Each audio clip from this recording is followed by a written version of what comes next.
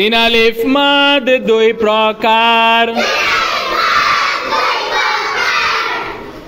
তিন আলিফ মাদ দুই প্রকার মাদ্দে আরজে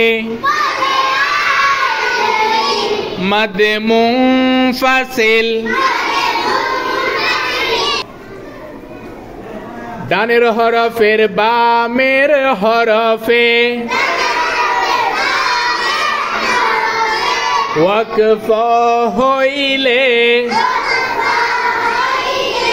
মাদ্দে আরজে ডান দিকের হরকতকে তিন আলিফ টানিয়া পড়িতে হয় যেমন রব্বিল আলামিন